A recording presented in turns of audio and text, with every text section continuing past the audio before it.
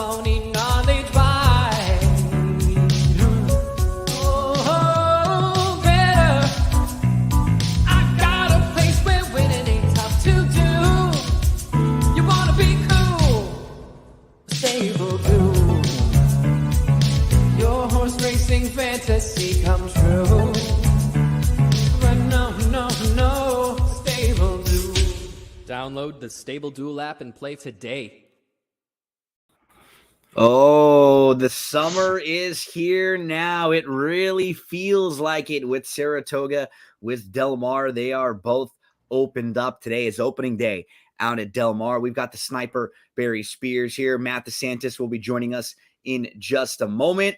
Barry, my man, now it feels like the summer racing season is upon us with both Del Mar and Saratoga and some big Del Mar games for Stable Duel this weekend.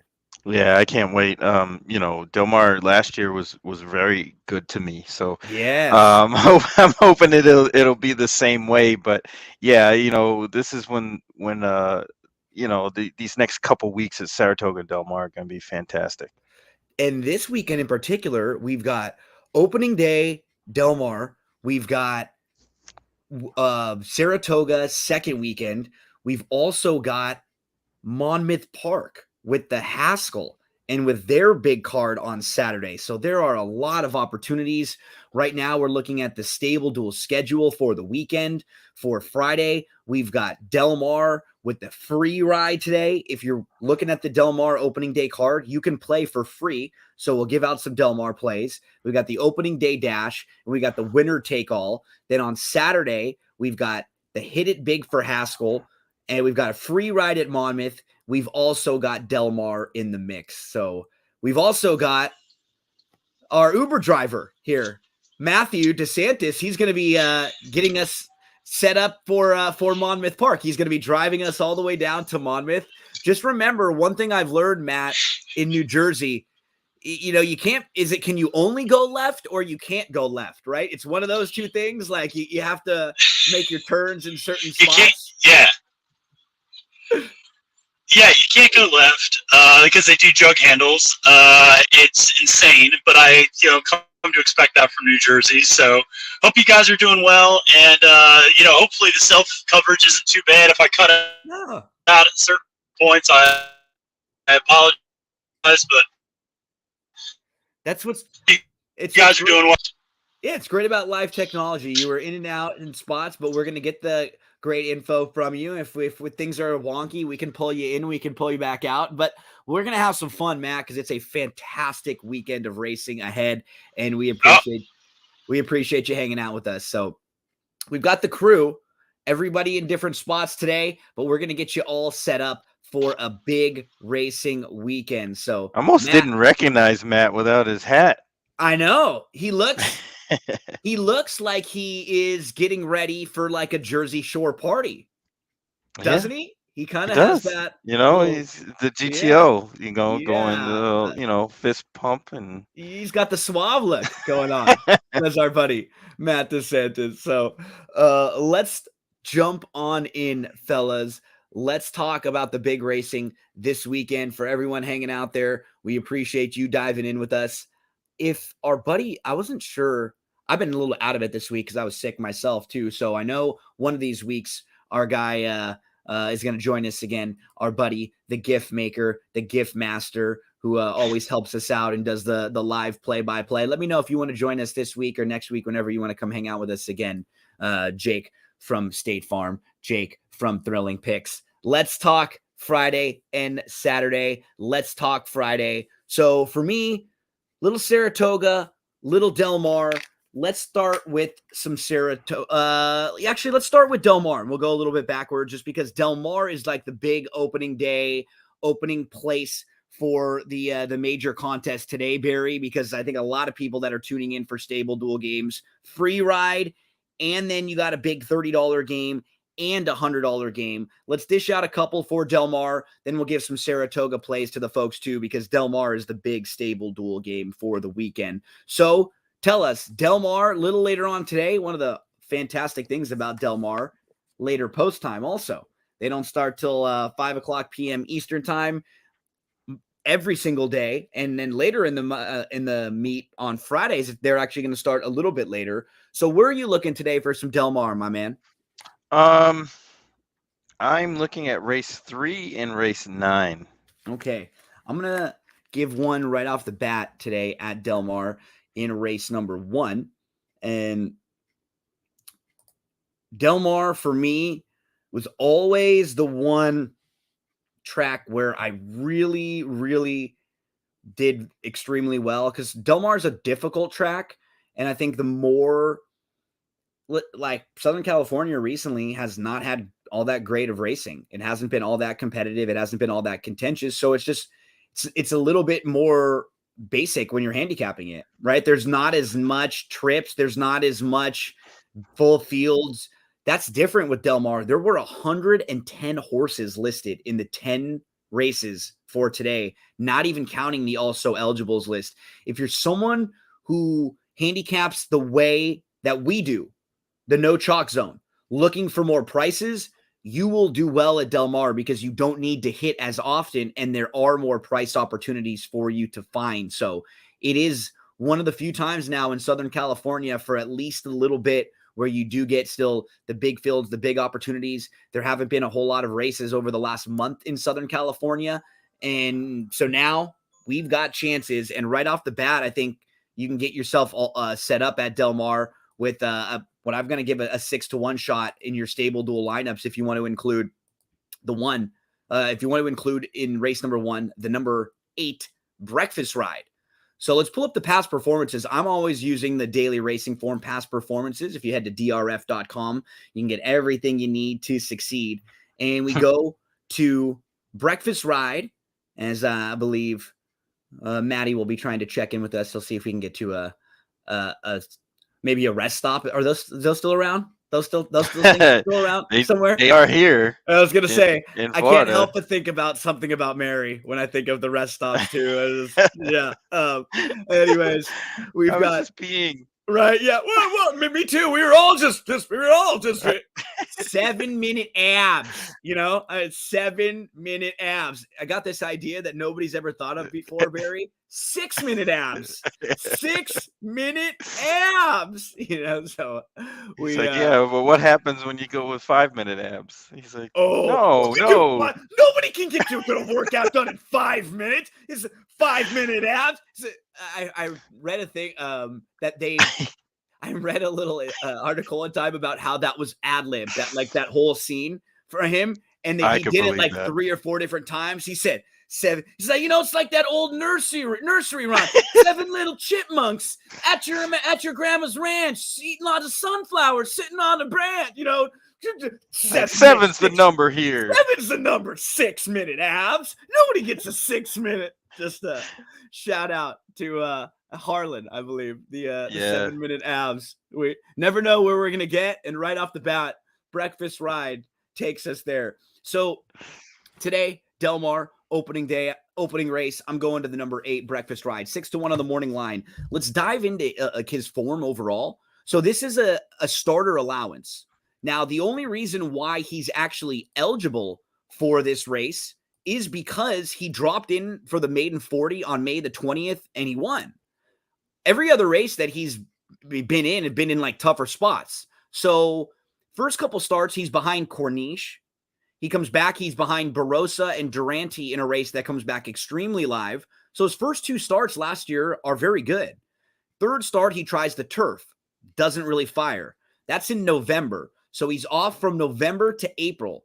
He shows back up in April in a maiden special weight race, and he does sort of what you would think he would do. He was pretty close to a sub 22 first quarter to a 44-2 half mile where he's right on the lead. So what does he do? He tires, he backs up because he needs the race. Then they drop him in, trying to get a confidence building win. He crushes, clears the field, wins by 2. They step into a race against winners. They try the turf. June the 17th is the race that I want to pull up a little bit here. And he's the number 3 in this spot. And he breaks out a little bit, but he's with the leading group. So we're watching again, the number 3, and he's got a decision to make here early, right? I mean, he's right there with the group, but there's like 3 to his outside, and then there's like 1 or 2 to his inside that are all showing speed. So do you want to be kind of clumped up in between them? Nah, let's just sort of back off a little bit down towards the rail. But now watch what happens when you back up. Now all of a sudden he backs up there, and now he's really behind horses and he's in between. All of a sudden he just is in a spot where he's never going to get a chance to run. He's got a flight of 3 horses in front of him. He's pinned in with 1 to his outside, another horse to his inside, and he's just completely blocked here. He's sort of waiting, just like waiting for room, waiting for run. He's still trying to pick out, do I go to the inside? Do I go to the outside? Because I really just have nowhere to run. I'm just sort of waiting behind horses, And right about now, he's trying to get off, but it's still like this, the hole in front of him, it closes. Was the 3 ever going to win this race? I don't know. Could he have been a lot closer?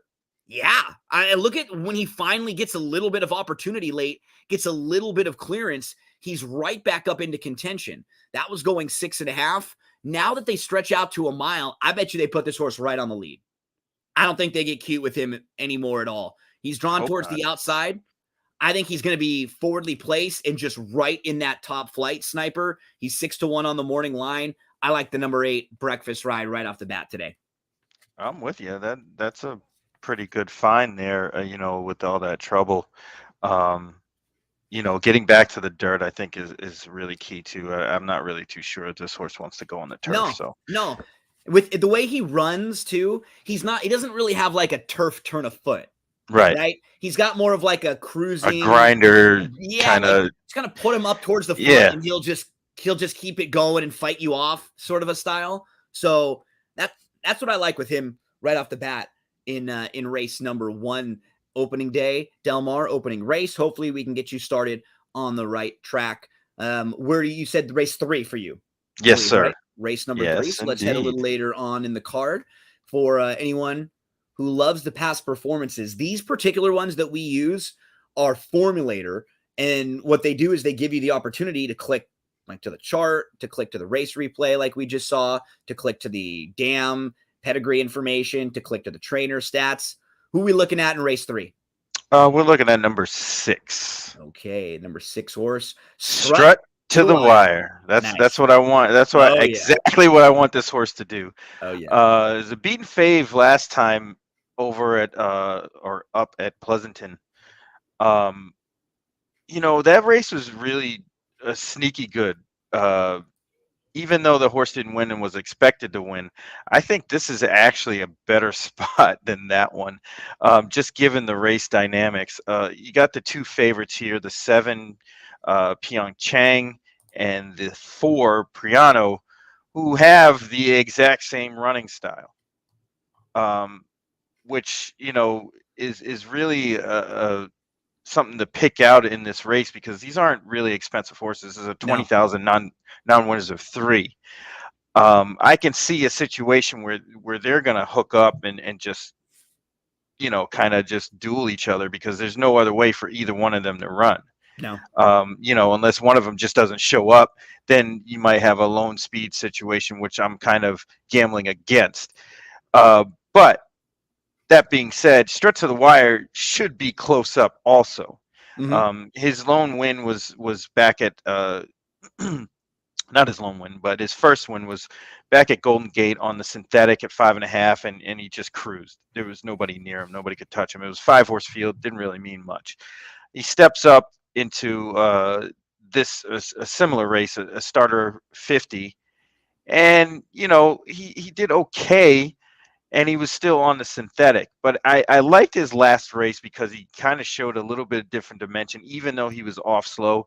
The pace in that race was pretty good. And I think he's just going to be in a good spot here as far as a trip, because he's going to be ahead of the 5-horse, who's the 5-2, one of the top choices here. Yeah. He's going to be ahead of that horse. And because this guy just is a grinder for sure. He just is like a deep. he's not the type of horse you ever want to play at a short price. He can beat you every time, but you just don't really want to take him at a short price. Right. And you see the many times that he's finished second and not won. He's Yeah. come close, but he doesn't win. And I think that's the same kind of thing that you're going to see today. Yep. But I think Struts of the Wire has some potential here. The horse kind of likes the dirt, I think, more than what the past performances may seem. This is a first off the claim for a trainer who's 1 for 3 in that department. But right now in 2022, this trainer is 47%. So this is what the barn did for years at Los Alamitos. This exact barn, they would claim the lower level thoroughbred horses and then bring them right back. This is a game that they've been operating for quite a bit. Ever. So, I mean, this is what they do. And I think this horse is just going to be in the right spot because, he's not going to be too far back. He's going to be close enough to the pace. He has enough speed. Comparably, even his buyer speed figures are right there with everybody else's. At 12-1, you get 750. Yep. I think he's a good play here. I agree. You get 750 in stable duel, plus you get 12-1.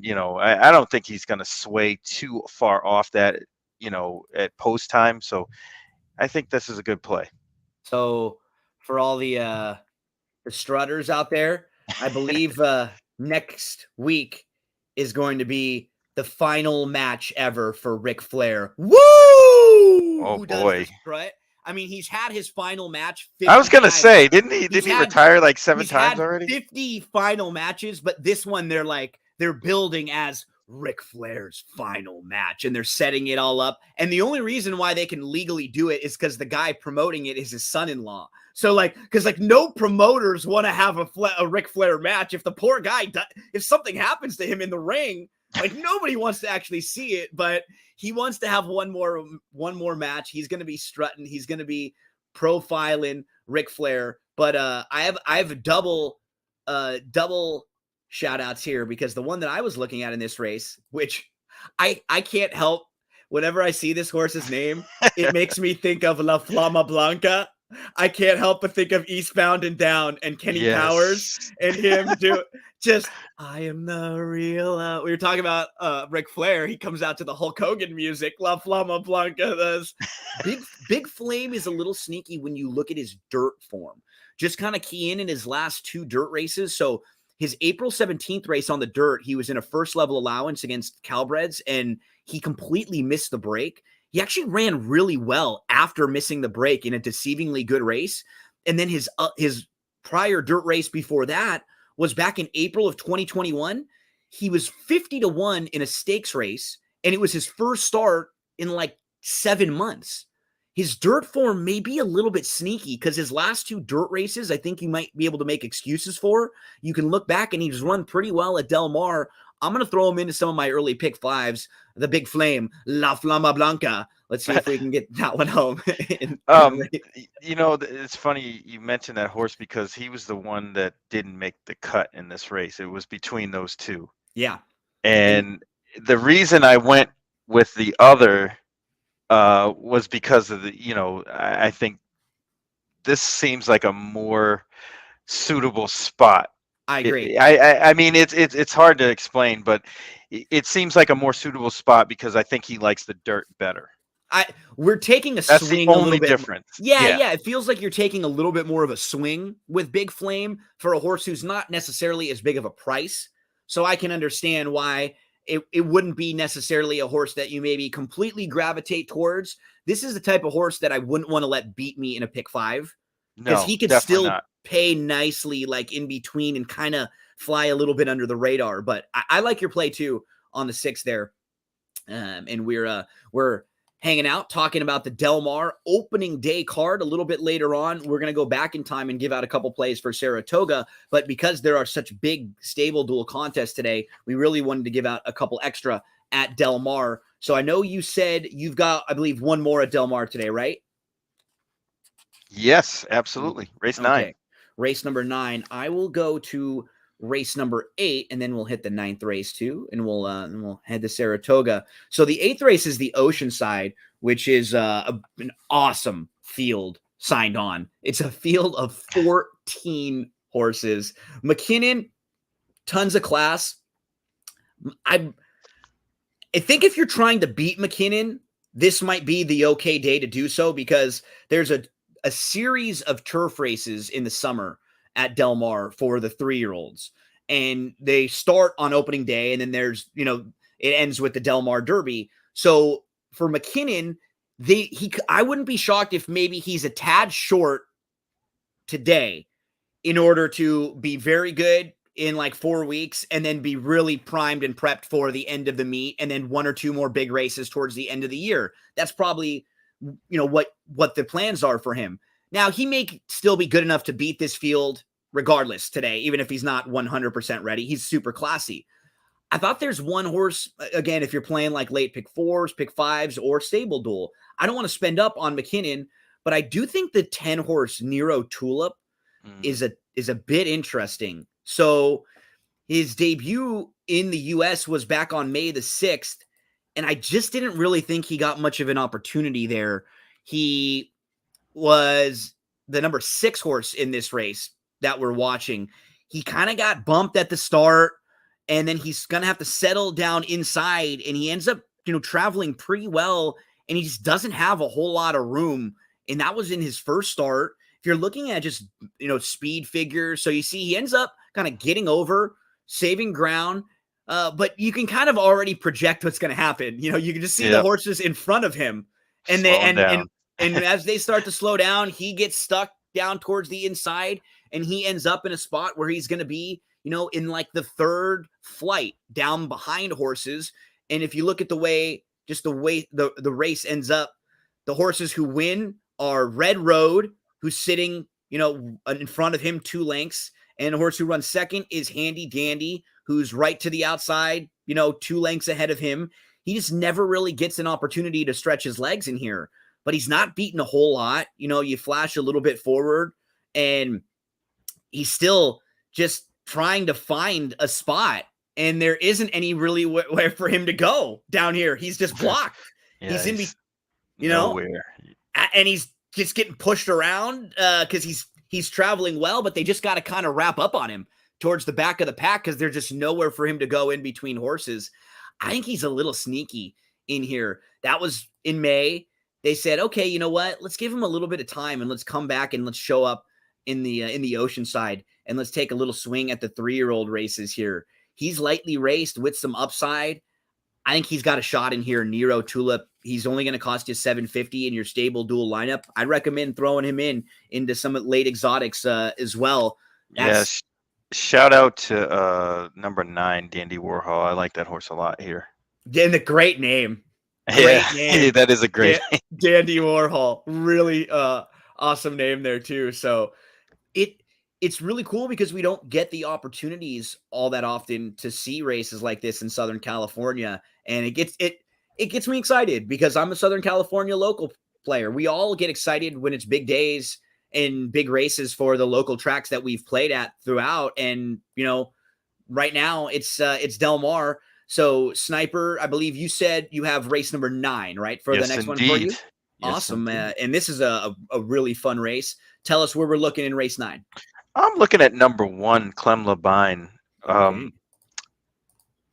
I think this horse is just, in the right place at the right time. Looking at this race, it was probably something that the connections thought that this would be a perfect race for this horse, and I agree. There's quite a bit of speed here on the outside. Number 12, Murray. Good Vibes Only, Kid Corleone, they're just all ones. They're just going to go. They have to go. They really don't have a choice. Even the 9 Exalted may have to actually get up and go, especially have been out for a while and probably could have used his last race and will show more speed this time. The name Murray, it just makes me laugh. I don't know why. Like when I just for the name of it for a horse, it's just Murray. Anytime you name a horse, a person's name, just their first name only, yes, it makes me laugh. It really does too. It makes me chuckle. I was actually watching a movie or a TV show, which is a fantastic show called The Old Man with Jeff Bridges and John Lithgow. It's brand new. It's on FX. FX has a couple awesome shows right now. The Old Man and The Bear. If you haven't checked either of those two out, check it out. And this guy's got these two big Rottweiler dogs that come everywhere with him. And they're named like Carl and Denise, just like that. And he introduces them to someone and the person says, they got people names. And he's like, yeah, so what do you want? It was just like this funny moment where it's like Carl and Denise. And I feel this way about Murray. Shout out to Jermaine. Jermaine, if some of the folks out there will know what I'm talking about, little inner city pressure with Murray there. But continue on telling us more about your runner in this field, the inside runner, Clem Levine. Yeah, I just think with all that speed to the outside, it kind of puts this horse in a good spot automatically, because he's not too quick out of the gate, but he's not going to be too far back. You can see in this last race, that's perfect positioning. If that horse gets a positioning like that today, there's no stopping him at 12-1. 750 in stable duel. He's going to be a good price at the windows. There's a lot going on as far as connections here with those outside horses that people are going to get bet. I like him quite a bit here to finish this race. I mean, he really hasn't run a bad race. No. I mean, if you go back and look through his past performance or whatever you see on the page, he really hasn't run a bad race. And his figures are competitive with these horses. He's right there. 12-1 to me seemed a little bit long, but I'll take it. There's a lot of really good Northern California barns that are shipping down and are going to have a major presence here. This is one of them. This barn wins a lot of races up there. They're very, very sharp, and they will probably be bigger prices early on in the part of the meet because it's not as much of a household name in Southern California. Keep an eye on connections from NoCal that have good numbers. They're going to be very, very live. A horse who I'm going to throw in some exotics too is the 4 Houndstooth.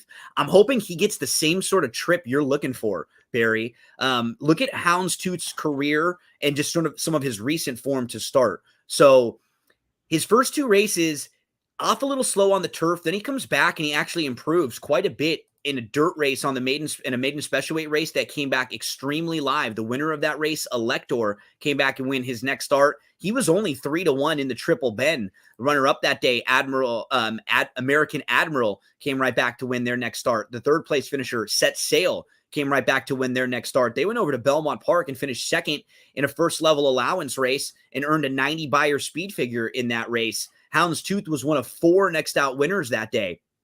Now, that was just breaking the maiden, and I love the recent pattern. This is something that you and I talk about quite a bit.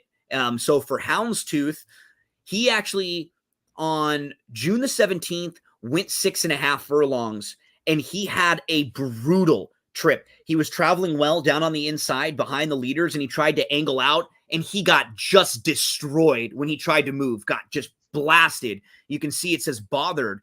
He had like 3 races in a row where he had legitimate trouble. So in his last start, they go from 6.5 to a mile. He runs really, really well, finishing second. And now they cut him back to 6.5. And they add the blinkers just to give him a little bit more positional speed. I think he's going to have some punch here late. And he may be sitting in a good spot where some of these horses, once they hit the 6 furlong mark, 6.5 is a little too much for them. I like Houndstooth. And again, another race where we're looking for, vulnerable favorites. You and I have 8 and 12-1 shots in this race because we think that the favorites may be a little bit vulnerable in a race where there's a lot of speed. Yeah, absolutely. And, looking for that similar trip, your horse, it's tough. It's a tough read to see how they're going to ride this race. Because Clem Levine likes to kind of swing out wide and come running. I don't know if they might even, let the 4 get in front of them. Mm-hmm. Try to sit back a little bit. Right, and try to track that one, swing off that one, and make a run for it in the stretch.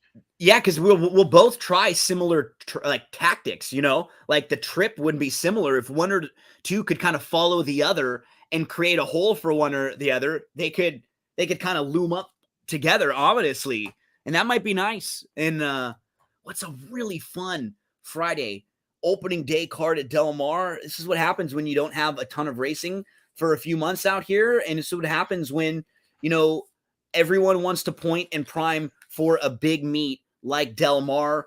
Free ride for Stable Duel today at Del Mar. There's a $30 game and a $100 winner take all options for Stable Duel games. But Friday, there isn't the only horse. There isn't the only horse racing at Del Mar. Oh, no. Saratoga also has some big racing over there, my friend. So, Sniper, I've got a couple Saratoga Friday plays. I know you do too. Tell us what you're looking at for Friday, Saratoga. Races 3 and 7. Races 3 and 7. Awesome. Okay, I've got one in race number 2. So, we'll go to race 2 and 3 and then to race number 7 in the second race. Now, I know it's tough for us because we are recording still pretty early. Yesterday they were wet, they were rainy. I don't know. We don't have to get into what happened yesterday because there's a surface change, which was not beneficial for the bettors. No, it actually didn't pay all that bad. Yeah, I was gonna say it didn't, despite the change. But I'm looking in race number 2 today, and I'm looking at the one at the deuce, in the deuce. 2's wild. I'm looking at Clubbing. Now, Clubbing is going to try the turf for the first time today. Clubbing debuted going a mile on a muddy racetrack on June the 3rd. And it wasn't a bad effort that day. I can pull the race up a little bit and show you. And it's not really all that relevant to this particular race because it's on the turf. But I do like showing first time out of the box because a couple things happen. One, you get some fitness out of it. So Clubbing was the 7 in here, or was the 1, but was drawn towards the outside. Didn't draw the rail. So Clubbing is towards the outside, towards the back. You see kind of a slowish start, about 6 lengths off, and will end up settling about 6th or 7th on a muddy racetrack. Just feels like while you're watching him, it seems like he just takes a while to get going. Like right here, they're kind of trying to get him shaken up a little bit, trying to get him into the race. I love the fact that they let him run in this race because he's a total turf horse. This was just like an elongated morning workout for him. I don't think they had any real intentions. Not that they didn't want to win the race, but I don't know if they ever thought that they had a chance to win the race first time out on this type of racetrack with this type of horse. But now it's crazy that you say that because if you look at this race as a whole and you watch it, this is how this is like the example of what a turf horse does when they run on dirt. Absolutely. They make a little move and then they flatten out. Yep. And this is exactly what this horse does. That's it. Right there. He moved into contention. Now he's not getting over the ground. Right? Because he's like zigging and zagging a little bit. It's an off track. He's just not taking to it all that well. But just exactly what you said. He moved right up into it. This race is a little bit better than it looks on paper too. Right? Like he's not that. It doesn't seem like he's beaten almost 8 lengths when you watch the race there. But it was a good effort first time out of the box. And now we look at, first off, we look at the connections. So it's Janney and it's Phipps and it's Shug McGahee. So immediately what you think of with them is you think of patience, right? They're not ever really the type of connections who crank their horses to win first time out. Now we look at this, like the pedigree. So this is the dam. Party Now. Party Now raced on the turf 8 times. Or all of her success was on the turf. She was on the turf in 6 of her starts. One of them was a synthetic try. She broke her maiden on the turf. She comes back. She wins. She's multiple stakes placed on the turf, and she tries a graded stakes. All of her success is on the grass. This is a total grass horse. Clubbing should be much better on the grass. The only sibling go to Passing Out. What was Passing Out good at? Going long on the turf. Going long. Passing Out was graded stakes placed, was multiple stakes placed, was a multiple winner going long on the turf. To me, this horse just screams like a horse who got a really nice race under his belt. If he is anything in the 4-1-ish or above range, I'll make a nice win wager on him.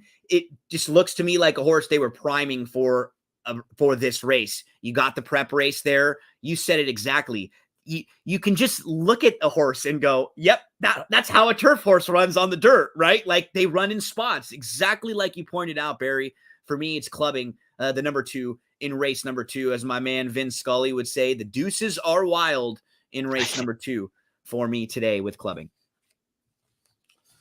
So that's Toga. I've got one more later in the card. I know you do too. Where'd you say you went ahead? We have 3 and 9. Okay, let's go to race number 3. We'll be heading a mile on the dirt. Sniper, tell us about the third race. Yeah, it's a climber for 32,000 straight up, out of the Wilson chute, which is interesting. Yeah. Haven't had too many races out of there. But I ended up on number 1, Pioneer Spirit. For the sole fact that this horse is A, going to be placed forwardly, and B, should be able to avoid the scramble for the lead. Because I think the outside horses are going to have to be forced to kind of go. It's almost like the opposite of a speed race, on a normal course, like a normal 6 furlong race or 7 furlongs or even a mile, where you don't really need to get out. But the way this chute is situated, it seems like the inside does have a little bit of advantage going into that first turn. So I think the outside horses here will have to kind of hustle. And that will put the 1, Pioneer Spirit, in a good spot because this horse didn't draw the rail. He drew a little bit outside of that in the 4 spot. And I think this is the perfect kind of positioning because this horse doesn't actually need the lead in order to be effective here. If you go back to the April 21st race at Aqueduct, kind of sat, even though that was 1 turn mile. This is still a similar race with similar horses in it. American Rule's in here, Hammer and Ammer's in here, and they've been kind of bumping heads with these.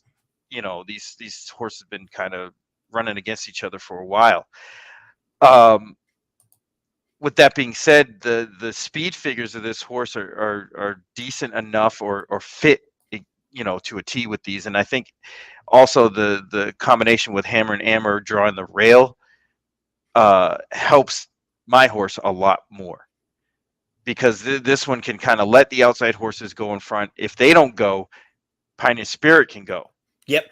Just the trip you're projecting feels perfect, right? Right. Just sitting right behind, enough speed to get out of the trouble and then secure your spot. Exactly. That's and Trevor McCarthy has been riding lights out for a while now, and I feel confident in this trip that he's going to get, and 6-1. I think we'll get all of that because there's some other horses that may take some action based on the barn, like the 5 amount. You're getting top rider, top trainer. They're going to get bet. I mean, that horse might even get bet way below that 2-1, which would be better for us because, our horse is going to drift up in odds. But, I think this is a good race to take a shot because the Wilson chute is new. The riders aren't too accustomed to riding these races, but with the tactical speed, of Pioneer Spirit, I think he's going to get a good spot and give us a good run. Yeah, I agree. That's a nice play there. Pioneer Spirit in the 3rd. I'll move on and mention one in the 8th before we get to the 9th for the Sniper. So race number 8, we've got a turf sprint for New York breds. It's a non-2. And the one thing that I just thought about this race in particular, there is a ton of early speed in here. And you have the 1 Making My Move who draws the rail, and that'll sort of force her to go. You have the 2 Get the Candy, another one who's got the inside draw. I think she will sort of be forced a little bit. You've got the 4 Big Q, who's coming out of dirt sprint races where he's always right on the lead and sitting very close. You've got the 5 Palace Gossip, who's always really, really quick. She wants to be right there on the lead or pressing. You've got the 8 Jill's a Hot Mess, who's pretty quick. She wants to be close on the front end or sitting right off. The 9 Quality Stones, very, very fast. She also wants to be there. The 10 It's a Keeper. She draws the outside, so she has to go. She's got to go. She has no other choice. There may be 7 horses in here who flash speed. There are 2 horses that I gravitated towards that could get great trips. Sassy Melissa, who's going to be 5-2 and a shortish price. She makes a whole lot of sense. I wouldn't tell you to try to beat her or completely toss her. But the horse right next to her was the one that I got intrigued by, because Buy Hubby Hello Money, great name also for a horse. She might be using this as a prep for something down the line. She might be using this for her next spot, for like a stepping stone. 5.5 might be a tad short for her. She broke her maiden going 6 on the turf. She came right back going 5.5 on a muddy track, and she just missed, and she was only beaten a neck that day. Then she tried a couple stakes races. She actually won going 1 mile and 1/8 in a stakes. And then she's got a little bit muddied up kind of hidden form here.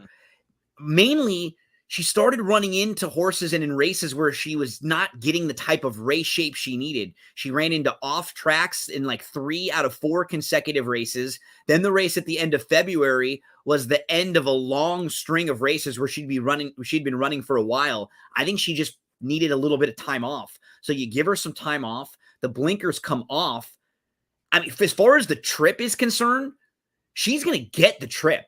And I love playing horses like this off of a long layoff, because she doesn't really need to run hard in here, Barry, for a lot of this race. She needs to sit back. If they go really fast, she needs to run for about 1/4 mile. You need to just like press the button on her, tip her to the outside, and let her maybe fly by as many of them as possible. I'm going to at least be using her in some exotics with Sassy Melissa. I'm going to hook up the 2 of them in some pick 4s and pick 5s. I think there's a shot this horse runs really, really well in here. And maybe she does just sort of like being a late running sprinter at short sprint distances. There's not much wrong with these races when you see her going 6 and 5.5. Yeah, this is a super tough race, and to kind of it's it's going to be really tough, because I can say horses like one of the favorites here. Which one is it? The 5, Palace Gossip. Horses like that in a race like this, I never have any luck with. No, because they sit? Are they going to sit and then just sit third and get a perfect trip? It's tough. Yeah, it's hard because, like you said, there's a ton of speed in here, and this horse doesn't really have like a super fast turn of foot. So, that one was kind of like an automatic throw out for me. So it's I mean, you got to take a shot, and this horse is fast enough to be close enough to the pace to where she can finish. So that's where you really want to look at this. A horse that can finish, and the 7, the horse that you landed on, is definitely one that can finish. It's just a matter of working out a trip today. So that's in race number 8. Believe you said you have one in the 7th, right? Yes, I misspoke. Oh, you're not allowed to do that, Barry. You're never allowed to do that. No. Okay, I said 9, but I meant race 7, which is an allowance $115,000. Like it's wild to see that number for an allowance. Yeah, because wow. I mean, we saw not too long ago. $115,000. It was a stakes race. Oh, absolutely. So in this basic stakes race, who we're looking at, keep me in mind who ran in some big races. The Breeders' Cup Juvenile was your 3rd place finisher. We actually ran in the Derby and in the Preakness last year. He's back in here, and he's going to be in the Todd Pletcher bar, making his first start of 2022. But I'd imagine that was the key. That was the key. We're playing against him. Right. Yeah. They bet against this horse. That running style, in off any the bench, race, from the rail. Exactly. It's just a lot not to like, a lot of negatives, that I couldn't ignore, because I almost passed this race altogether. But I was like, this horse is a dead closer from the rail. Hasn't been out in a while. It's definitely a ripe time to bet against this horse. That being said, there is quite a bit of speed in here. or at least that's how I kind of looked at it. The 7 Efficiency has some zip. The 6 to Tawanaku has some zip that probably needs the lead. The 2 Prince of Pharaohs has some speed. There's a lot of ones in his running line. So there's enough speed here for Keep Me in Mind to make a nice run. But I just think there's a horse in number 4, Naval Aviator, who has some excuses in some recent races that you can forgive. And if you forgive those 2 races, this horse is right there with everybody. And I'd love to show them if we had Churchill replays, unfortunately, on the daily racing form. Yeah. The Churchill But replays, you can't. It's actually the 2 races at Keeneland. One was in the slop, April 9th. The horse didn't run a step. And then came back on April 29th on a firm turf course, which it turns out it looks like this horse does not want any part of the turf. And you just eliminate those races. If you eliminate those races, this horse What's wrong? is right here at 8-1. I mean, you can see the step slow out of the gate. That's fine in this race because he doesn't need to be, up or close onto the lead to win this race. He just has to be ahead of Keep Me in Mind. Yep. And I think he's going to be that just naturally. There's just his style and his quickness will put him in a spot where he'll be able to get first run, and that's all you need in a race like this. This is a great play here. This is a exact type of horse that I look for. You have a couple races in the middle of the form that muddy it up. From a class standpoint, this horse has legitimate ability. Trafalgar was very good down here when he ran into Trafalgar and just missed. This was a good race on December the 2nd at Fairgrounds. And then, he ran into a sloppy racetrack and a turf course that he didn't want. They gave him a little bit of a confidence building drop in class. And now he's put two in a row together. He steps back up. It's a good spot for the number 7 Naval, or the number 4, Naval Aviator, who's 8-1 on the morning line.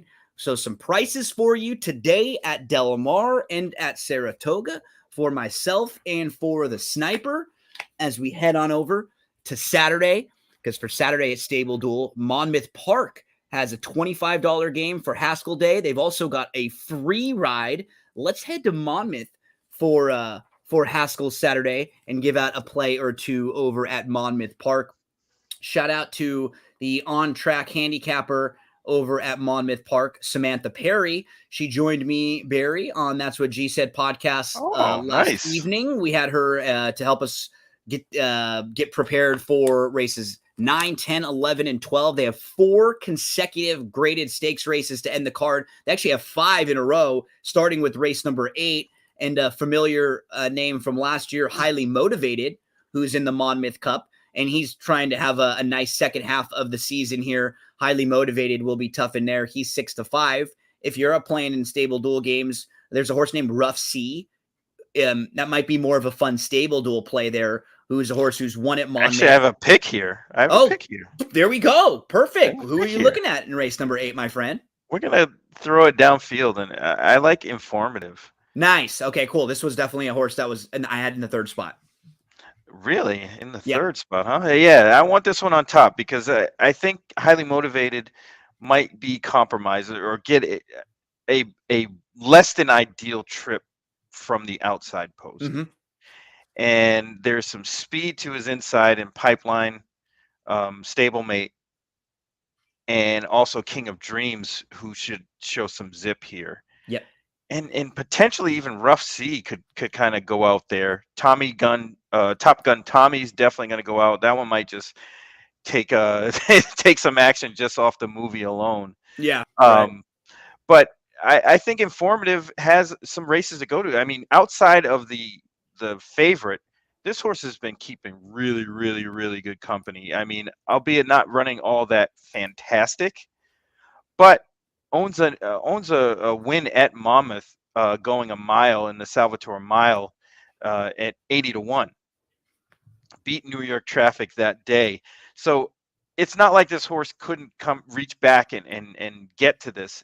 The setup just has to be right. And I think you might get a decent enough setup to A, be a good Stable Duel pick, and B, have the potential to win this race. If he finishes second or third, that's fine, especially from a stable duel perspective. Absolutely.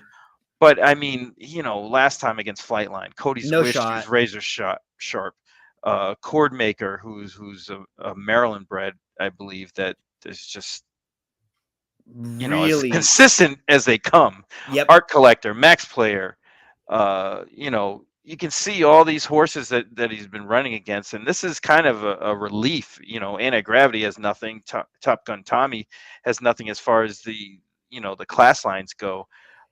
You can see that they were trying to get him a little closer too. Yeah. Like on May the 7th, but it's just that was his first, and it was on a sloppy racetrack. Then he comes back and it's like, oh, you're running against Flightline. He's got no shot in staying close to him. Right. In that Met Mile only had 5 horses in it also. Yeah. So he was kind of up against it with who else was in there with Speaker's Corner, Happy Saver, Flightline. He wasn't beating any of those horses. But this is a field that he can handle if things kind of fall the right way. And it's not too far of a reach because he does seem to like Monmouth a little bit too. Yeah. Yeah. Training lights out also. He's got a few He's bullets there. informative for the Sniper, 10-1. Okay, Sniper, Jake wanted me to rib you a little bit. He says, are you going to dig out of the Horse Racing Nation competition? Otherwise, next week it's going to be me and Matt against Sarah and Ed. So do you and Chuck have – I mean, I know you and Chuck – I know the way that you guys play. It doesn't take many for you to get right back in the game. We got 3 days left. Yeah, doesn't take many. No, we're not worried about that. They jumped out Jake, the lead. And they hit some chalk, so we'll be all right. It doesn't. I can tell you right now, there is not a worry in my man Barry's voice at all. Do you hear his tone? He does not sound worried at all as we are at Monmouth Park on Saturday. In the 9th race, I think it's super contentious. I think Lamista has a shot in here. I thought Lady Rockstar, the 5 Flighty Lady, Fluffy Socks, Vigilante's Way, they're all going to be like in the same range as far as price is concerned. Core Values could be a little sneaky because she's right there with them. And if you look at her form, so last year when she was 3, maybe she was like a cut below some of these, but the only time when she ran against Fluffy Socks, that was in a race that was taken off the turf in that American Oaks that was on the dirt at Santa Anita. I think we can probably eliminate that race. And then she comes back to start her year as a 4-year-old. She's only beaten, a length and a quarter. She's not far behind Fluffy Socks. She comes back in the Bewitch. She's only beaten 2 lengths behind Warlike Goddess. And then she runs into Bleecker Street in a tougher group, and she's only beaten 2 lengths in the Grade 1 New York last time out. She's improved as a 4-year-old. Her numbers and figures show that she's stepped up from 3 to 4. She may have just been running into some tough groups in her last few. From a speed figure standpoint, she fits really well with the rest of this group. And if the rest of this group is all like 3 or 4 to 1, and she's like 6 or 8 to 1, I'm always going to go for the horse who's a little bit pricier, Sure. Yeah. And in Stable Duel, I think she fits really well. You sort of feel pretty confident that she'll give you a good run for your money here.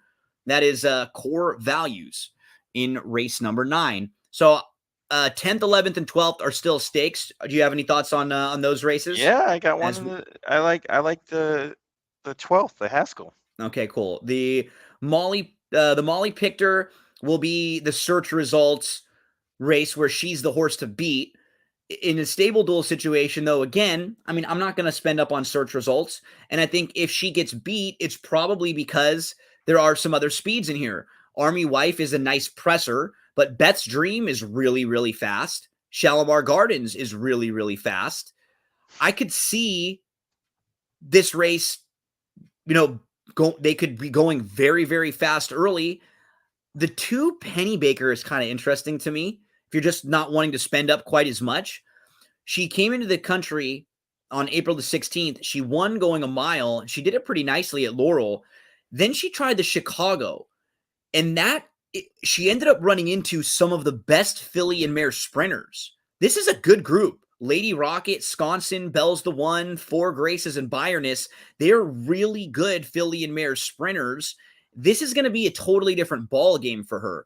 I think she'll probably just try to sit and make one late run. If she does that, I think her chances in here are much improved. So I would give her a look if you're looking, to maybe go elsewhere and you don't want to spend up quite as much as we navigated through the Monmouth card, and we'll get to the 12th, which is the Haskell. One more big bust out price to throw in if any of you are playing some exotics or maybe playing stable dual lineups. The United Nations, this race has come up soft a couple years prior. It's actually not bad this year. Adamo's is pretty legit, was behind Treboven and Gufo. So I think your top three in here are all pretty nice animals. Treboven won this race last year. He gets out front when no one goes. He's quick. He can steal races. And then Gufo, the opposite. He's going to come flying. The 8, Kentucky Ghost, he's a little intriguing at a price because he's got some ability. The other local horse who I thought was just kind of fun and worth mentioning underneath is He's Pure Gold. I don't think he's good enough to win this race. He's 20-1, though. He's a 4-time winner at Monmouth over this turf course in 5 tries. The only time he didn't win, he finished second and he was beaten ahead. He's been in awesome recent form. His 2 races last year when they stepped him up and they tried Graded Stakes Company, one of them, he wasn't bad. He was only beaten 2 lengths in the Saranac behind Public Sector and Never Surprised. He came back in the Hill Prince, and that was a race that sent him to the bench for like 6 months. So he probably had some sort of an issue. He was 80-1 that day. If you just eliminate that race from his form and you give him the chance to like take another little step forward here, he's got the running style to at least put himself in the race and hit the board, like run third, in here if he can get the trip. So if you come to this race in stable duel, you don't have a whole lot, you want to spend up in other spots, He's Pure Gold is a local horse, so you could do a lot worse than using. Yeah, and Paco's going to have him in the right spot. It's just a matter of whether the horse can finish. If he's good enough, if he wants to go this far, if he's good enough. But you're going to be getting rewarded at 20-1, 3rd start off the bench, 3rd start of the form cycle. He's Pure Gold. Okay, let's get to the Haskell, my friend. That's race number 12. It's a good Haskell this year, and we have Taiba, who was only 5-1. He was such a wild card horse in the Kentucky Derby. I mean, I had heard people who were high on him thought he's just better than the rest of this group, and then others who wouldn't touch him with a 10-foot pole. That would be me. And I was more on that side. You've got Taiba in this spot against a horse like Jack Christopher, who's 4 for 4, who's undefeated. He'll try to go 1 mile and 1/8 though for the first time. Give us sort of your assessment of the Haskell. Yeah, it's an interesting race because you got Taiba and Jack Christopher who have a lot of question marks here. I mean, Jack Christopher, I'm not really sold on the fact that he wants to go this far. He's been excellent going one turn in his 4 starts, obviously winning by open lengths, but I don't know if this is the right kind of thing that he would want to do, or I guess you got to try him. But I'm not sold at a short price that he's the one. If he wins, he wins. But we're not talking about this from like a short price, but it sounds like the same way. If it were between Jack Christopher and Taiba, I'm leaning Taiba. Yeah, in this spot. It sounds like you are too. If you had it just between those two as the shorter prices, which one you liked more of the two of them? Correct. Yeah. I would go with Taiba. His Santa Anita Derby was pretty decent. It wasn't great. I think Messier was a little bit fraudulent. The whole lead up to the Kentucky Derby, I thought Messier was a little bit overrated, and it turned out that he was. So I'm not really too sold on Taiba either, because he really, that's the only horse he's beaten. Mm-hmm. Happy Jack isn't that great. No. And then he goes in the Kentucky Derby and just kind of does nothing. So, I can't, he's definitely one of the better horses in this race for sure. Along with White Abario, who's a Grade 1 winner, even though he got beat by Tawny Port last time in Ohio.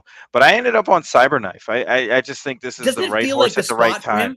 Yeah, it just feels like the spot for him getting the trip at the price, all of them coming together, like if he is about 5-1, he feels like the horse who, if you want to bet this race, that's the horse that you kind of want to go to. Right. I mean, I'm anticipating he's probably going to be third choice here, whatever Yeah, that price may be, yeah, because I do think he's a little bit better than White Barrio, even though they're kind of flip-flopped on the morning line. I think White Barrio is 5-1, Cyberknife is 6-1. But I think when it's all said and done, post time, Cyberknife is going to be a little bit shorter price I would than agree. White Yeah, Barrio. I think so too. But yeah, I mean, like I said, you got those question marks with Taiba and Jack Christopher. Cyberknife's your guy. He's won it a mile and eighth before, beat Secret Oath, beat Rattle and Roll last time. So, he's formidable. And if you get anything over 4-1, to be honest with you, it might be a really good win bet. I agree. He feels like he's going to sit, can he sit fourth, inside and just get a perfect trip, saving all the ground in here? Because it looks like on paper, you're going to have Jack Christopher. He's going to go to his outside. You've got Ben Venigo, who's going to be pushing him a little bit. White Barrio won't be far. He's not quite as fast as those other two. Howling Time, he's the key because he's by far so much better when he's in the race. In the race, yeah. He's got to be up close. You gotta, based on what he's been doing recently, you have to try to get him out there, even if you go a little bit faster, right? Because he doesn't want to come closing from way out of it. He just seems to get disinterested. That was my concern with Jack Christopher in here. I mean, one time Willard is stretching out from sprint races. He's not as classy as Jack Christopher, but there could be a bunch of horses all pushing the pace in here. And I'd feel just a little bit better about like both of the two inside horses just kind of sitting behind them in a small field. And if they had to kind of just tip in to the outside. So like at the price, I much prefer Cyberknife.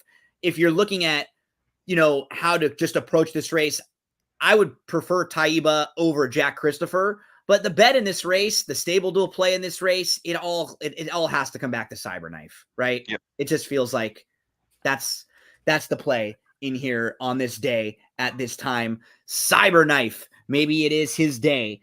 He kind of, this is what the Haskell was a lot of times too, is you have horses like this. I don't think in the Derby, a lot of people, I mean, he was 15-1, but there wasn't a lot of Cyberknife buzz. He didn't seem like a horse who a lot of people thought were going to win the Derby.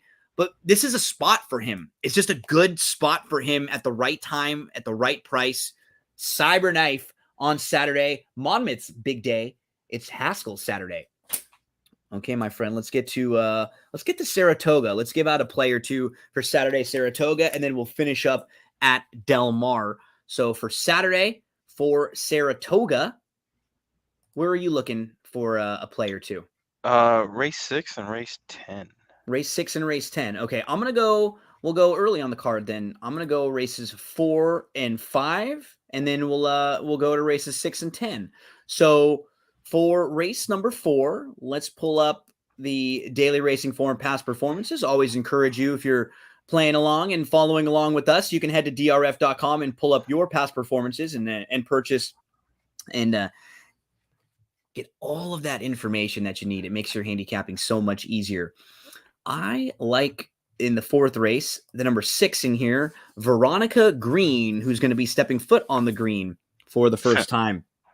And this is a 3-year-old daughter of Tap It out of the Dam Adorable Miss. So the dam of this runner, 6 starts, all of them on the turf. She won her debut. She comes right back and she wins a stakes race. She's 3rd in the Penn Oaks. She goes and wins the a stakes race at Gulfstream Park, $100,000 stakes, and she finishes 3rd in another stakes at Belmont Park. She has one poor race. It's in the final race of her career. This is a nice turf filly. Now a mare, but at the time was a nice turf filly. And this is the first foal, so we don't have a whole lot as far as direct siblings to go off of, but we do know that the dam was very solid on the green. And in watching the 2 races, I just think she's a type of filly who just maybe needed a couple of races to figure it out. She's the 8 in this race right here. And so she has a fine start. she's right with the group. She's got the green hat. She's sitting in like third right now, right with the she's got to make a decision. Do I want to go out there or take back? Well, now they take back. And instead of being, right off of the pace, she ends up being, she's about 4 or 5 lengths off right here. And then she moves down to the inside. So she gets caught in between horses now. It's just sort of strange that she was right up about a length off in the clear, and now she's down on the inside. It's not like a bad move to get down there, but it's one of those rolling the dice moves, right? And now we know she's sort of traveling well, but she's just got nowhere to go. Now, like, she wants to go, but there's a wall of horses in front of her. And so now she's just got to wait, and she's just got to back up a little bit. And now the 4 backs right up into her as the 4 who's 25-1 tires, and now backs right up into the 8. So what ends up happening? The horses in front of her all get smooth trips, and then watch the 8. She's got to angle now from the inside all the way back to the outside. And, it's now, and trying to shift and then come and close ground with horses who all got better trips than you. I just don't think she really had a shot with that trip. No, and you know what? It's another one like we talked about earlier. How a turf horse runs on the dirt. Runs on the dirt. Right. So, made a move, was in position, and then when the real running started, had to get out and flattens out. And they don't have that same turn of foot right when that real running starts. But she took a little step forward. She's going to take another step forward. And if the turf can just perk her up a little bit, if she's 7-2, I'll make a win wager on her. I think it's a really good spot for Veronica Green. I'd like to give a nod to the 2 here. Sure. On Perfection. Yeah. I think that horse, didn't, you look at the running line, ran on day after Christmas and really did nothing. Comment in the form is brief speed folded up. But I find it interesting that this horse goes from Asmussen over to Brendan Walsh, who's a better turf trainer. I mean, let's not sugarcoat any of that. Steve Asmussen doesn't win a whole lot of races on the turf. No. But I found that pretty interesting, and he has really good numbers. I think this horse is definitely bred for the turf, and I think this one might show a little bit of run at a big price. Beyond Perfection price horse to include for the sniper in the CCA Oaks. I know everyone's going to be talking. Here's our girl Butterbean. Butterbean, baby. She's won 3 in a row. Shout out to Matt. I know Matt liked Butterbean also.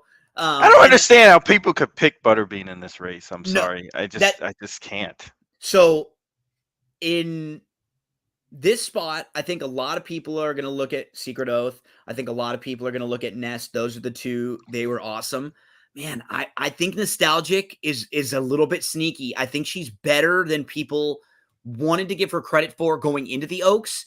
She had a brutal trip in the Oaks. And if we are playing her with one more race of projection going into the Oaks, gosh, I don't think distance is going to be any issue for her at all. Like, she can run all day. And in her better races, she was able to show a little bit more positional speed. She was like a step slow. She was down on the inside. She was 10th. She was about 10 lengths off. She was in traffic. And you'll notice she made a quick move all the way up into contention. She was traveling really well. She was only about 4 lengths out of it, and she got completely blocked. She had to stop all of her momentum. She had to back up. She got shut off again. She tried multiple times and just nowhere to go. And then they just wrap up on her and back up. It is a lot better than it looks. She just never got a shot. And in the small field like this, she's not going to have to deal with as much traffic. And if you're playing early pick 5s and stuff, I may flop her in because I think she can sit a good trip. I think they're going to try to get aggressive with her. And if she can sit third, so behind Society, and she's right there with Nest sitting right in that flight, she's got a shot. I think I really do. And so in a small field, I'm going to throw in Nostalgic a little bit in here. Yeah, if I was going to play this race to try to beat either Nest or Secret Oath, I'd try it with Society. Yep, because she's the one that ju- they'll have to just catch. Yeah. Right, exactly. And sometimes they fall asleep or they just don't want to run. It may be too hot.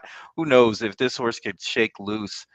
If Um, everybody's like, and this happens quite a bit, fall asleep at the wheel. If Irad and Luis are paying attention to each other, right, with Nest and Secret Oath, Which they will be. right, and they start looking at each other, and one of them's not going as aggressive, and so the other one sits back a little bit, right, and now you're looking over, and then all of a sudden the horse that's in front of you gets 2 lengths ahead and 3 lengths ahead, and then it's like, that we could see that happening, no doubt about it. So a short field, I thought a possibility to maybe beat some of the short prices that in there.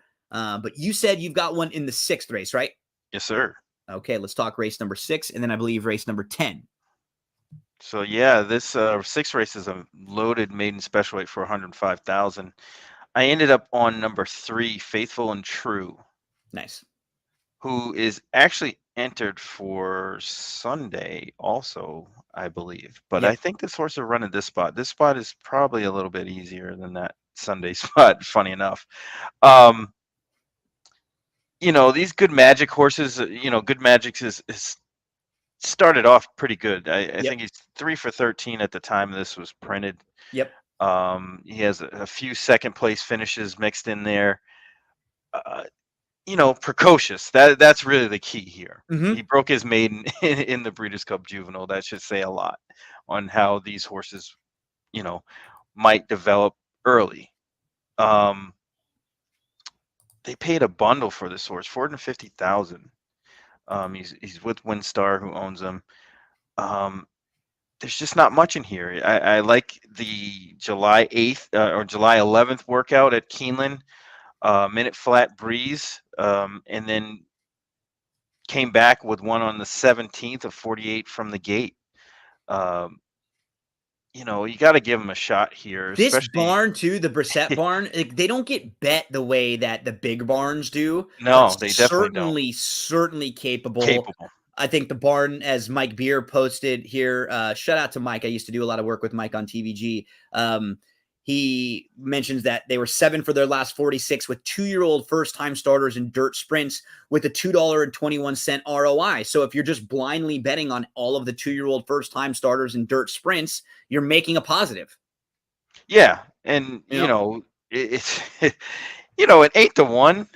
I mean, I don't gather that this horse will be 8-1. I completely agree. This feels like a 4-1 shot. Bet. Right, and that's fine with me. It's just so tough. These races are very, very tough. But I just think this horse has a decent enough pedigree where you can predict that this one's going to be a runner. Faithful and True, number 3 in race number 6 at Saratoga. As we move along to race number 10 on the Saturday Saratoga card. It is the Caress. Well, everybody loves to be caressed a little bit too. I was going to say, I think it's Sublime, right? It can't help but think, can't help every time I see this, I can't help but think of old Sublime. My shout out to my cousin Vicky. When I was like 7, I'm just listening to so many Sublime songs that I should not have been listening to, but I love me some Sublime because I always was rocking out with my older cousin Vicky. And we have the Caress here. Some sharp horses in here like Caravel, who is really, really honest, but the rail draw is always tricky. No bueno. Like for a turf sprinter at a short price like that, no thank you. About Time, super honest for Cherie DeVoe. A little bit too short for my liking in here, though. There's one filly sniper that I would have mentioned, and then we'll get to you, is the 8. Super Sensational. I followed her quite a bit last year. Mm-hmm. I was a big fan of her and a lot of her races because she got into some trouble at Fairgrounds like 3 times in a row, in the Silver Bullet Day, in the Rachel, and in the Fairgrounds Oaks. And I was waiting for the big one, and it finally came on the victory ride when she won at about 6-1. That was the day when I finally was able to ping her. And she came back and she ran really well in the test and the Prioress. Then at the end of the year, last year, the Raven Run, it just felt like she needed some time off. She had some trouble. She shows back up in her first start at 4. It's her first start on the turf. She's beaten only a neck against Graded Stakes Company up at Woodbine.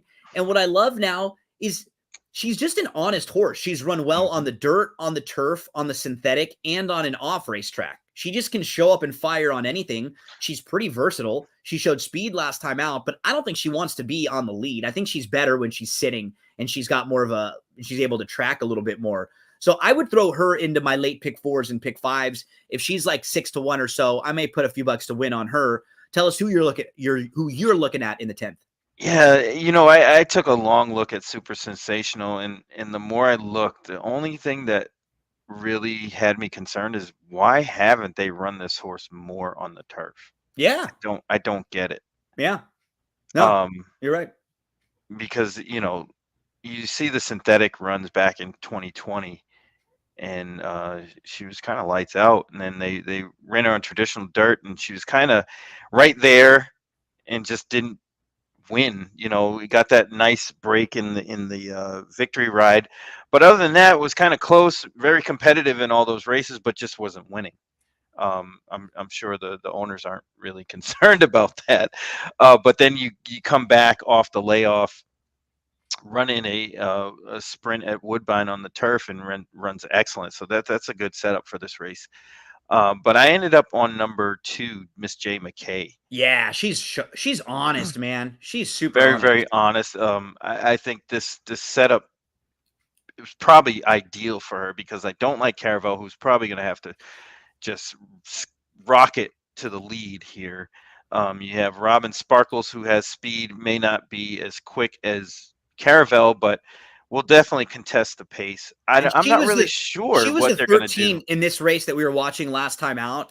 Mhm. And doesn't it just feel like the race is going to be completely different in how, Caravel was able to get the lead and just win wire to wire.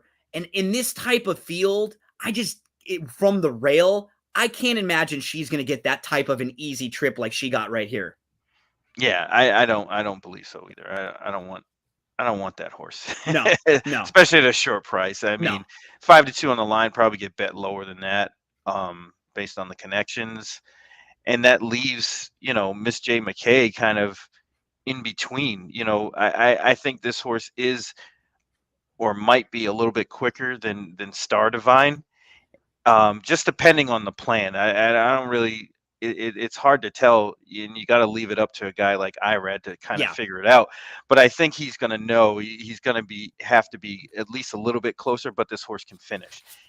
If you look back in 2020, just missed in the Coronation Cup, over Bradenberry, or I'm sorry, She's My Type, beater. So this horse likes these shorter kind of races, rather than going 6, I which I agree. think is That's a a huge better key. The thing. 5 and the 5.5 for her. And that's a big deal. And I say this as someone from Southern California who's seen the way that the 6.5 plays for horses, right? Mhm. Down the hill. The difference from that furlong Way to a different. half of a furlong, it's so different. It's like 5 and 5.5 horses are just different. The way that they run, they're just shorter sprinters. The 6, once you start getting to like 6 and 6.5, you're talking more of like milers on the cutback. Right. They play out way differently. I think the 5.5 is going to be better for Miss J McKay here. Yep. And I don't like any deep closers in here, because I don't think it's just not going to set up No, you that don't want well that. for anybody deep. No. They're going to have to make first run, or somebody just, kind of just whoever finished strongest. And I think Miss J McKay has a strong finish here. Again, I don't have luck with horses like Bout Time and their running style in a short race like that. And No. usually when they get it done, they're usually the best horse. And you can see that in the past performances. Look at Bout Time, favored every time except for the first time. And one going away In the races where 3 they of those, sort of right. It's just dust just the girl. dominate. Exactly. Just dominate. And I don't think that's the situation here. And that's when why. trip matters for Yep. horses, right? That's a great point. When you have to maybe be a little bit farther back than you were before, maybe you get caught in some traffic, you have to grab a hold. Can you win in that type of a race? I need horses like that to prove it to me at a shorter price. Right. And that's what I think, tactically, Miss J McKay is a little bit better, because doesn't have to be that close, but doesn't need to be too far away either. It can kind of make his own trip, her own trip.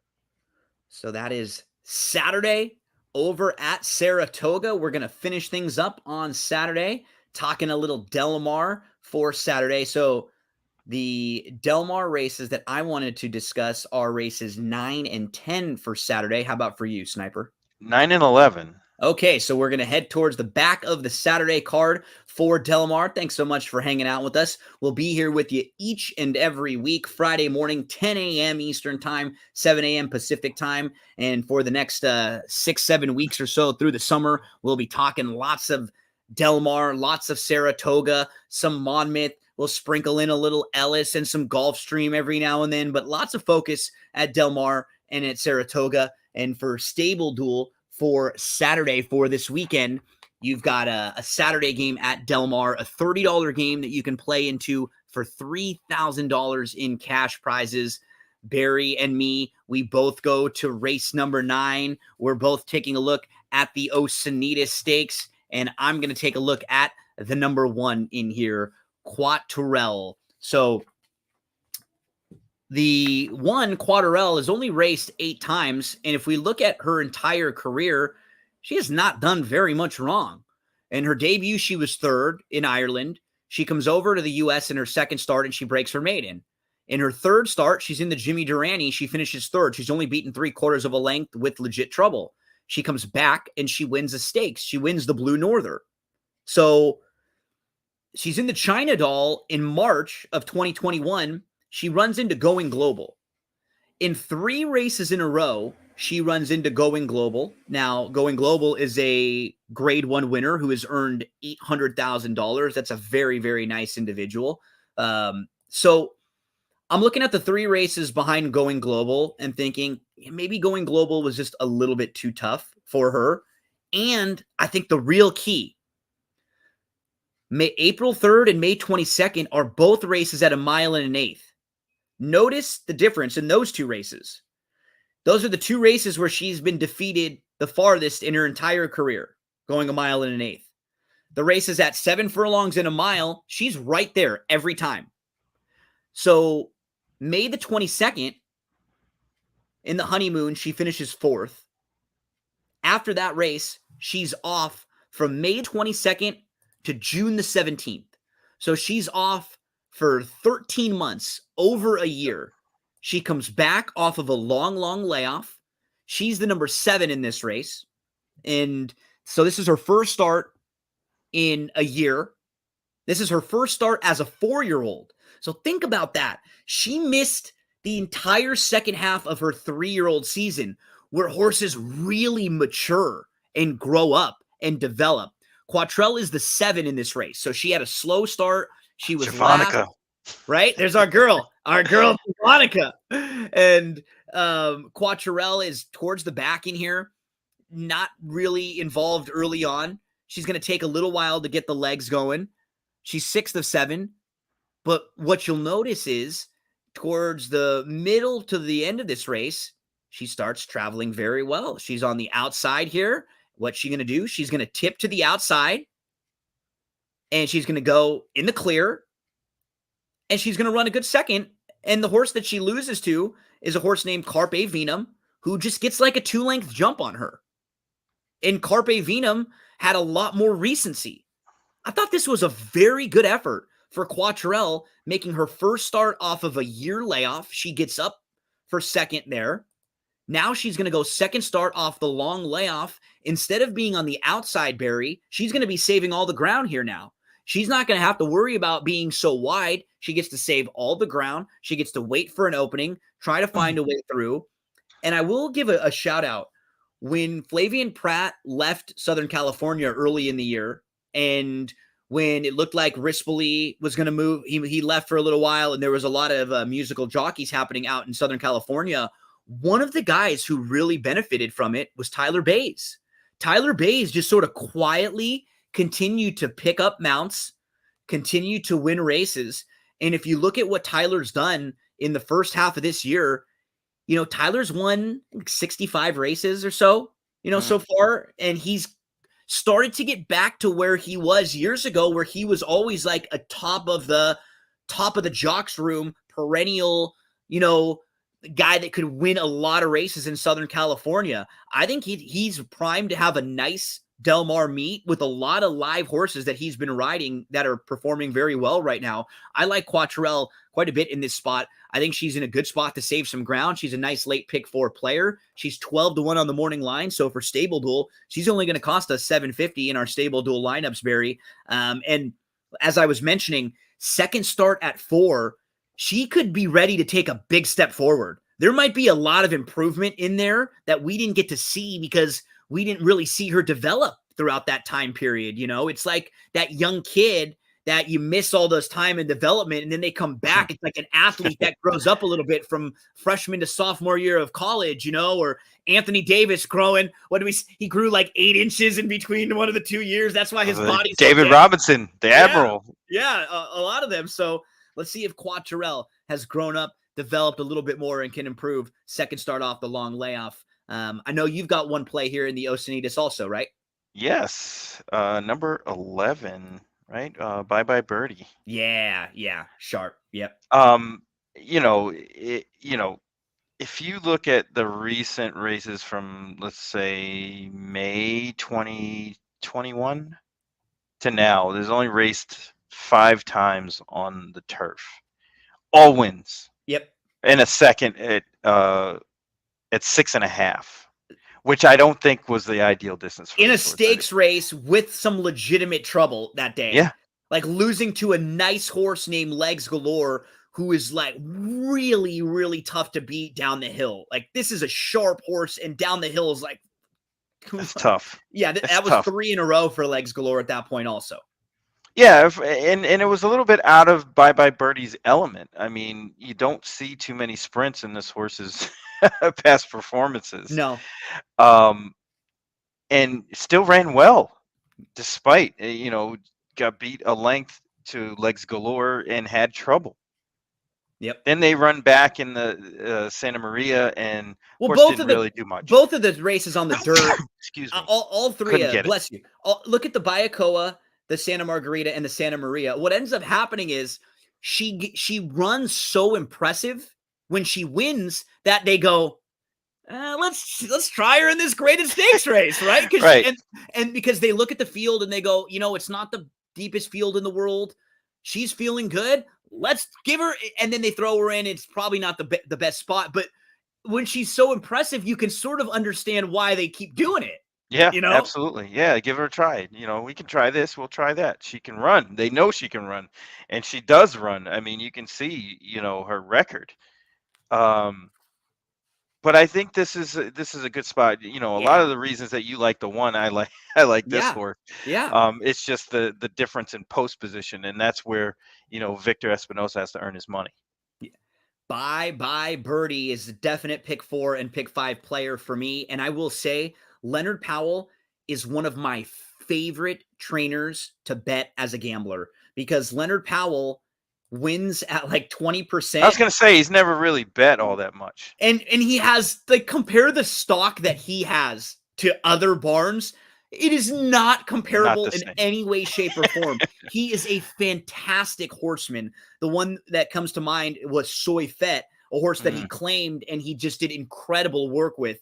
But he is really good, and he's always flying under the radar. He's never getting bet or overwhelmingly bet. So keep an eye on Leonard Powell. If you're not sure with that barn and you see them with live runners, they can absolutely train. What's funny is this horse, Bye Bye Birdie, has a little bit of Soy Fett. Yes, you're right. You're a little right. Bit. Well, no, you're absolutely right. It was just sort of like a fix-it horse, right? One that they kind of got, they figured out, they put at the starter allowance level, were able to get her to build some confidence and some momentum, and now she can step up into the stakes ranks and compete with horses because she got confident there. Bye Bye Birdie for Leonard Powell. There is one that I wanted to mention in race number 10, and that's right next door. The old school daily double, like our guy Barry likes to do. I'm going old school double, and I'm going to look at the number 8 Arkin. So Arkin, another horse who we can go through his entire career and it all makes sense. So he debuts back in 2020. He wins his first 2 starts. He wins at Parks. He wins at Delaware. Then they give him a shot at Monmouth Park in the Pegasus. They kind of want to see how good he is. He goes over to Monmouth Park and he finishes 3rd. Then they try the Chick Lang and he runs into Yao Pan, who was very, very good at that time and Sharp. very, very fast. And Arkin was like right on the lead battling that day. He comes back and again, he just doesn't run all that well at the end of 2020. So they give him a couple months off. He shows back up in January, shows a little speed, but doesn't fire. And then he's off from January of 2021 to April of 2022. So he's off for 15 months or so. Comes back. He shows up at Santa Anita. He shows up in the Vladimir Serin barn. In his first start, he runs down the hill going 6.5. He runs a really good 3rd behind some nice horses. Burning Turf had won 3 races in a row and then was 3rd and was only beaten a length in the Daytona. This is a nice, nice horse right now, a really sharp Calbred. That was his first start in 15 months. That was also his first start ever on the turf. He comes back in his next start on the turf going 6 furlongs. He again runs really well. He finishes 3rd. He's kind of battling it out and involved in the race. He draws the rail, which is not an easy place to be with the type of running style that he has, right? Where he's pretty quick, but he can kind of sit a little bit. The rail is just not where you want to be. You'd like to be towards the outside so you can get to the outside and you can sit off a little. But he still ran really well. He comes back on June the 11th. They go longer on the dirt, going a mile and a 16th. He's the 2 in here. And he has a good start. And he's right on the lead. But I think there's something with him not wanting to be down on the inside because you'll sort of they notice. kept him off the rail. Yeah, like if you notice here, they didn't try to get over to the front when they cleared, and they were very content with keeping him in the 2nd spot and keeping him right off striking. And this isn't a bad spot for him, but trying to go head up with another horse going a mile and a 16th, that's not easy. This was only his 2nd try going a mile and a 16th also, and he didn't run all that poorly here. The horse who won was Parnelli, and look where Parnelli's sitting. Perfect spot right behind the horses that are battling. Parnelli's tucked in right behind Arkin, Extra Hope, and Affable, who are right here, and they're battling it out. So this is one that now he's going to cut back from a mile and a 16th to this elongated sprint. He's cutting back to 6.5 furlongs. He's drawn to the outside. He's not going to be on the lead. He's going to be sitting, I think, in the exact spot that I'm hoping that he's sitting in. He should be plenty fit right now. And now, after having 3 races under his belt off the long layoff, this guy should be ready to fire a really big effort turning back today. I'm with you. Why not? This is like the anatomy of a long shot, the way, you kind of laid it out there. And those are the kind of horses that win at prices. And throw him in your pick 4 or pick 5. He's 15-1. If you're playing stable duel, you can use him for $500 in your stable duel lineup. It's not going to cost you a whole heck of a lot. This is the type of horse who one horse like this in a pick 4, pick 5, in a pick 3, and you're good for the day. You're good for the weekend. You have, $10, $20 to win on a horse like this. That's 10 or 15-1. You're good. You can lose a lot of races after that. Arkin is a major play for me this weekend. You got one more, Sniper? Yeah, absolutely.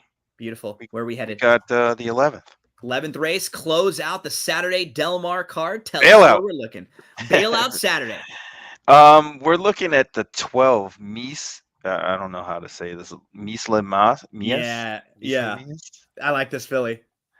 Yeah, I mean, there's not much to really go off of as far as this race doesn't feel like there's no standout here. Nope. This isn't like the McKinnon race the day before, right? Like McKinnon is the standout, and then everyone else is kind of on a tier below. This race, they all look like they should be 5 to 8-1, the whole field.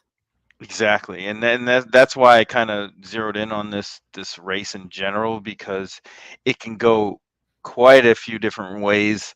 The chalk doesn't look that good or good enough for me to be like, all right, we'll stay away because that one might be a little bit tough. They don't really look that tough here. The 12 kind of is run okay, back in his 2-year-old year up until September. Then they laid him off and came back in April, and he showed a lot of improvement. Against what I would deem tougher. I mean, that's just my opinion. I think he was running against better horses. I mean, his race at Ascot, the Jersey Stakes, was a very, very tough race in general, with 15 horses. And he was competitive there a little bit early and then kind of faded.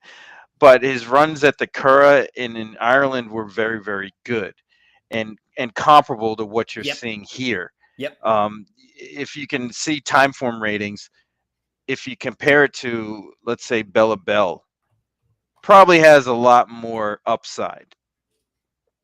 And that's really what we're going off here. You're right. Absolutely. And that's why, I think, we're going off upside in a race that's very, very confusing. It could lay out a whole bunch of different ways. These young 3-year-olds are kind of finding their way on the turf. I just think this is up for grabs, and the 12 seems to be a horse that could have some potential.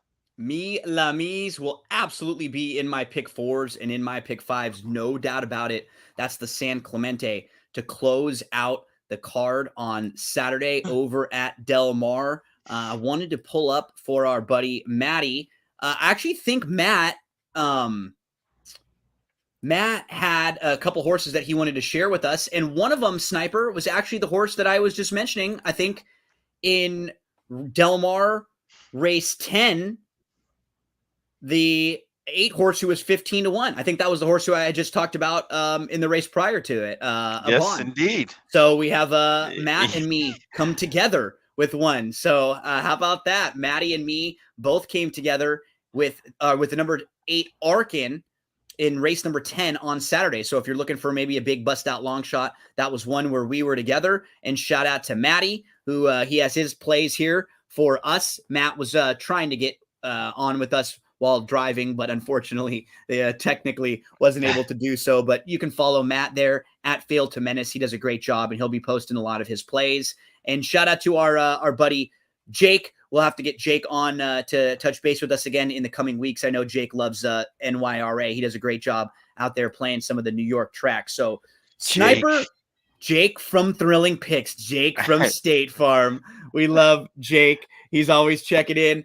I love you, my man. My Friday mornings, the last year or so, they're always beautiful. I love checking in with you. Yeah, we've been doing that for a couple years, right? I was going to say, because last year we were doing it with DZ. We were doing the Del Mar Saratoga streams and on Fridays. And Keeneland. Caleb, we would do them with sometimes too. So, man, it's been a while where we've been teaming up together. We'll be taking over the world soon enough, you and me, my friend. I hope so. One day. You got to carry me on your back, though. I was going to say, wherever I go, there's always a spot next to me. And then hopefully when you make it to the top, I'll be able to jump right along and ride those coattails up to the top. I'll play Robin. You could be Batman. I'll be the Robin. Well, no problem. I will be your superhero, and I want no one else to be next to me if I get to play Batman. The Sniper, I love you, brother. You have a great weekend. Good luck today in all of your plays. Good luck to everyone. Thanks so much for hanging out with us. We'll be here every Friday. We're always diving in to daily racing form past performances. I always encourage you to head to drf.com because for me, it's not really selling or shilling anything. Those are the past performances I've used my whole life. You see when we're handicapping the races, how I handicap what we're looking at. So that's what's helped me. Hopefully that can also help you. Hopefully we can also help you. One man who helps us each and every week. He helps us get smiling. He helps us get rocking. He helps us get in that mood. It's one of my best friends. It's Joey Cleveland, and he's going to say goodbye to us right now with our Stable Duel theme song. Sniper, I'll see you next week, my friend. Right, everyone else, you have a great weekend. Good luck, Saratoga. Good luck, Monmouth. Good luck, Del Mar. Get those entries in and play, race, win. Better, you want to spread your pony